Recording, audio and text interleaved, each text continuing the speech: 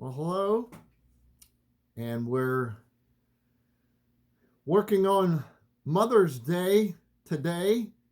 This is Wednesday, but for those of you who watch this after Denise sends it out, I'd like to focus on Mother's Day and specifically, of course, mothers.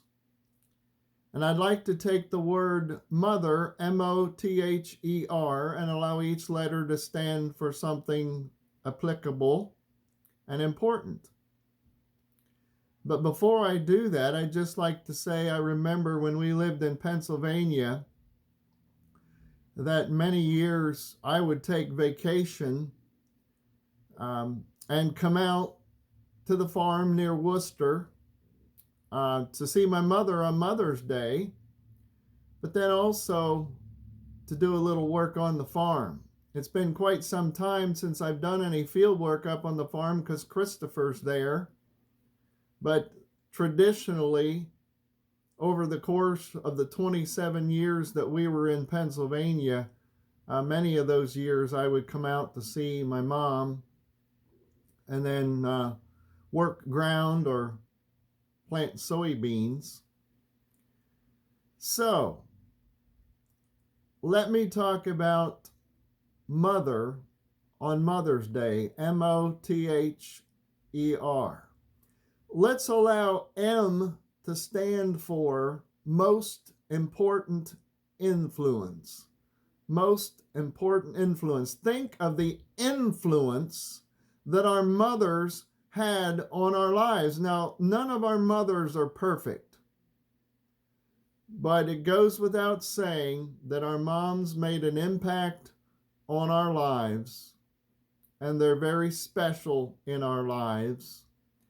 And when I think of the influence of a mother, I think of Proverbs chapter 31, and I'd like to read the last few verses, beginning with verse 26. She opens her mouth with wisdom, and the teaching of kindness is on her tongue. She looks well to the ways of her household, meaning a wife and a mother, and does not eat the bread of idleness. I don't know about you, but I know my mom was always busy, as the mother of my children is always busy. Her children rise and call her happy or blessed, and her husband too, and he praises her. Many women have done excellently, but you surpass them all, Solomon says. Charm is deceitful and beauty is vain, but a woman, a mother, a wife who fears the Lord is to be praised. Give her the share of the fruit of her hands, meaning the reward she deserves, and let her works praise her in the city gates. And again, that's from Proverbs chapter 31, actually verses 10 through the end, and I only read verses 26 through 31, but speaking of the influence of our mothers in general. Very important words about our mothers who were and are a very important influence in our lives. I'd like also to share a reading from Irma Bombeck, and it goes like this.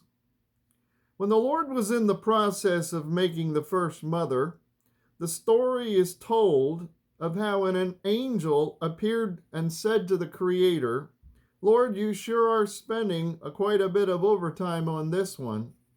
The Lord answered, have you seen the spec sheet on her? She has to be completely washable, but not plastic, have 200 movable parts, all replaceable, run on black coffee and leftovers. She has to have a lap that can hold 3 children at one time and that disappears when she stands up. Have a kiss that can cure anything from a scraped knee to a broken heart. And have 6 pairs of hands. The angel was astounded at the requirements for a mother. 6 pairs of hands? No way. The Lord replied, "Oh, it's not the hands that are the problem. It's the 3 pairs of eyes that mothers must have." "And that's just on the standard model?" the angel asked. The Lord said, "Yes. 1 pair of eyes are to see through the closed door as she asks her children what they're doing, even though she already knows. Another pair are in the back of her head to see what she needs to know, even though no one thinks she can. And the 3rd pair are in the front of her head, therefore looking at the errant child and saying she understands and loves him or her without saying a single word." The angel tried to stop the Lord. "This is too much work for one day. Wait until tomorrow to finish." "But I can't," the Lord protested. "I'm so close to finishing this creation that is so near and dear to my heart. See, she already heals herself when she is sick and can feed a family of 6 on a pound of hamburger." The angel moved closer and touched the woman. "But you've made her so soft, Lord." "She is soft, but I've also made her tough. You have no idea what she can accomplish." "Will she be able to think?" asked the angel. "Not only will she be able to think, she will be able to reason and negotiate." The angel then noticed something and reached out and touched the woman's cheek. "Oops, it looks like there's a leak in this model. I told you you were trying to put too much into this one." "That's not a leak, that's a tear." "Well, what's the tear for?" "The tear is her way of expressing her joy, her sorrow, her disappointment, her pain, her loneliness, her grief, and her pride." The angel was impressed. "You are a genius, Lord. You thought of everything. Mothers are truly amazing." Yes, indeed. Our mothers have been a most important influence on our lives through all that they are and all they have done. So let's then allow the letter O to stand for older and wiser. Wiser because she's older, and it goes without saying, of course our mother is older than we are. She gave birth to us. Well,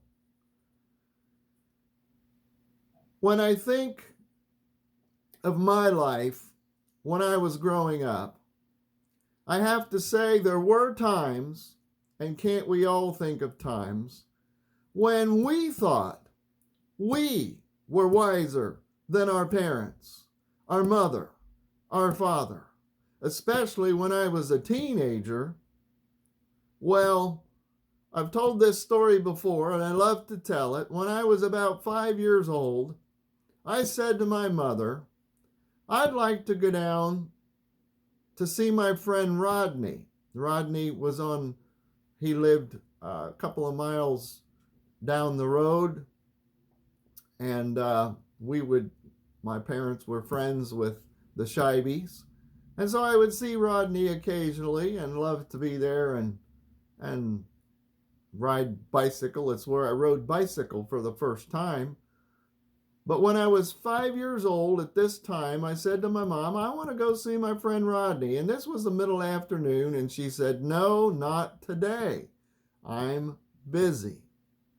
Well, being the wise 5-year-old that I thought I was, 5-year-old, yes, I decided I would take matters into my own hands, and so I hopped not on my bicycle because I wasn't riding bike yet. I hopped on my tricycle and I started riding down the road. I got a ways down the road, and God was watching over me. And anyway, the gas man, I don't remember his name, but driving a tank truck hauling gasoline, and he was delivering it to the farm, Sohio gasoline, Standard Oil of Ohio, I guess, that we don't see Sohio anymore. But anyway, this gentleman recognized me, I guess, but of course he's going to stop a little kid on the road on his tricycle. Well, he said, "Where are you going, young man?" And I said, "Oh, I'm going to see my friend Rodney." And he said, does your mother know where you are?" I'm just figuring that's what he said. But anyway, he scooped me up and took me home. And God was watching over us. And I don't hold it against my mom. I was being bullheaded, and I'm sure she was relieved to see me. But I thought I knew best and could take matters into my own hands. And so we thank God that our mothers are older and wiser, and they know better. It wasn't a good day to go see my friend Rodney, but think of the wisdom of our mothers, and I'll mention wisdom in the next talking point, which, speaking of talking, let's allow T to stand for talking to Mom. Mom always had and still has. My mother will be 85, if I have that right, in August. And Mom has a listening ear. Over the years, for a good period of my life, from when I was about 19 or 20, and I went off to school in Kentucky, and then being a pastor in Maryland and in Pennsylvania, I was always on an average of about 6 hours from home. And so I'd talk on the phone, and I'd call Mom, and we'd talk. And anyway, I always have found it easy to talk to my mom. And when I have a need or a concern or something, I can call Mom on the telephone. And of course, now I'm only an hour away from my mother and my father too, and the farm where I grew up. And I thank God for this. And we love being here in Mount Gilead. But for, as I've said, a good portion of my life, 6 hours on average from home. And thank God for the telephone, and thank God for other technology these days that keeps us in touch as families, whether it's texting or Facebook or whatever. For example, this medium right now that we're using, that I can share a message with you.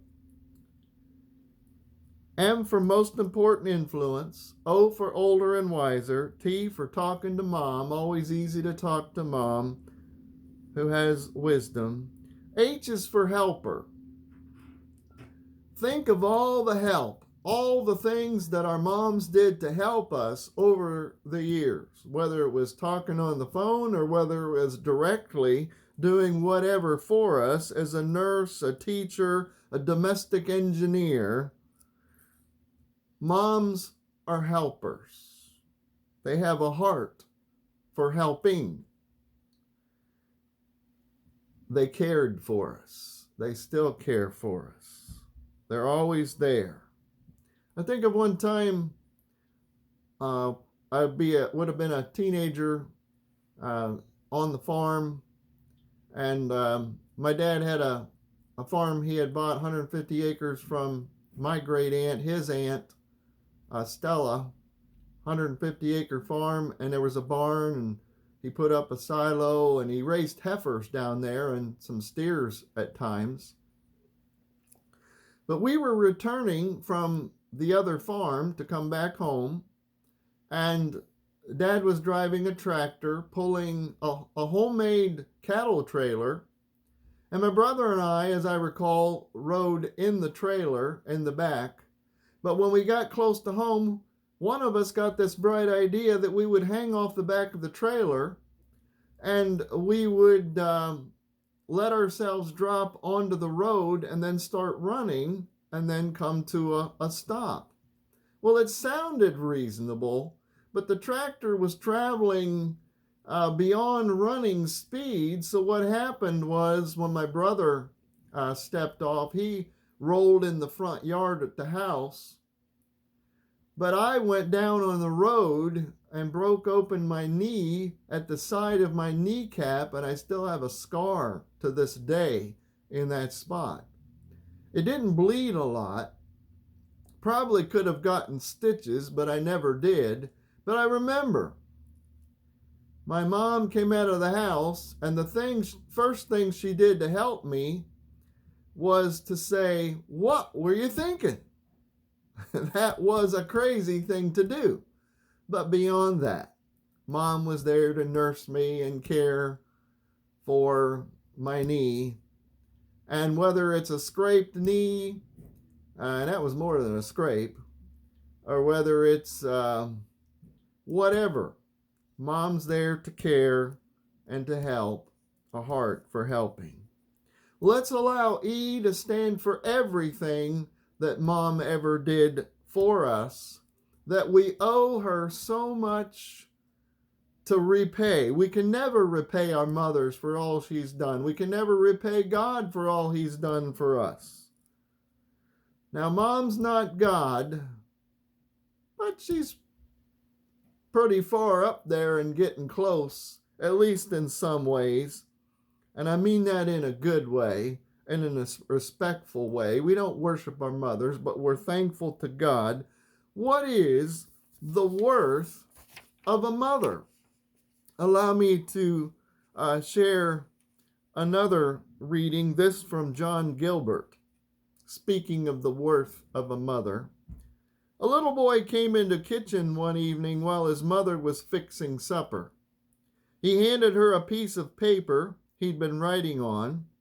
After wiping her hands on her apron, she read the following: "For mowing the grass, $5. For making my own bed this week, $1. For going to the store, 50 cents. For playing with baby brother while you went shopping, 25 cents. For taking out the trash, $1. For getting a good report card, $5. For raking the yard, $2. The total was $14.75 that this boy felt he was entitled to. The mother looked at him and 1,000 memories flashed through her mind, so she picked up a piece of paper and wrote the following note: "For 9 months I carried you, growing inside of me, no charge. For the nights I sat up with you, doctored you, and prayed for you, no charge. For the time and the tears and the cost through the years, no charge. For the nights filled with dread and worries ahead, no charge. For advice and knowledge and the cost of going to college, no charge. For the toys, food, and clothes, and for wiping your nose, no charge. Son, when you add it all up, the full cost of my love is no charge." When the boy finished reading the note, tears welled up in his eyes, and he said, "Mama, I sure do love you." Then he took a pen and wrote across the note he had given his mother in big letters, "Paid in full." Thank God for our mothers and the price they have paid to be a blessing in our lives. What is the worth of a mother? We can never repay our moms for all the good and all the influence. And the last letter then is the last letter R is simply for room in the heart. Mom will always have room in her heart for her children, whether they're small, medium, or grown up and large. Moms have big hearts, and there's always room in their hearts for us and for others who they care for in their lives. And there will always be room in our hearts for our mothers. God bless on this Mother's Day coming up this Sunday. And if you watch this on Mother's Day, God bless all mothers. Amen. We'll be in touch about when we can have church again, hopefully sometime soon. But God bless all. Thank you. Amen.